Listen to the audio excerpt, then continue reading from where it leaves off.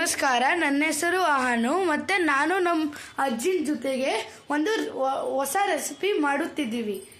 ಅಜ್ಜಿ, ನಾವೇನು ಮಾಡ್ತಿದ್ದೀವಿ? ಅವಲಕ್ಕಿ ಉಪ್ಪು ಖಾರ. ಅದು ಇದು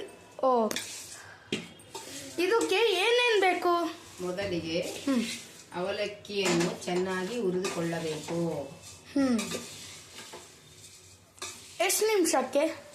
ಗರಿ ಗರಿ ಆಗುವ ತನಕ ಹುರಿಬೇಕು. ಹಂಗೆ. ಮತ್ತೆ ಆಮೇಲೆ ಒಂದು ಪಾತ್ರೆ ಇಟ್ಟು ಅದಕ್ಕೆ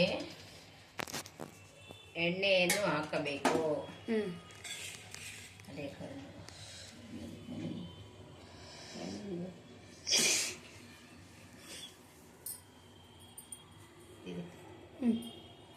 ಅದಕ್ಕೆ ಎಣ್ಣೆಯನ್ನು ಹಾಕಬೇಕು.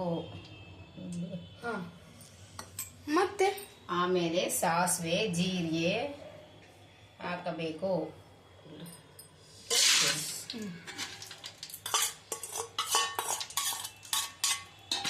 ಆಮೇಲೆ ಪುಟಾಣಿ, ಶೇಂಗಾ, ಕರಿಬೇವು ಎಲ್ಲವನ್ನು ಹಾಕಬೇಕು.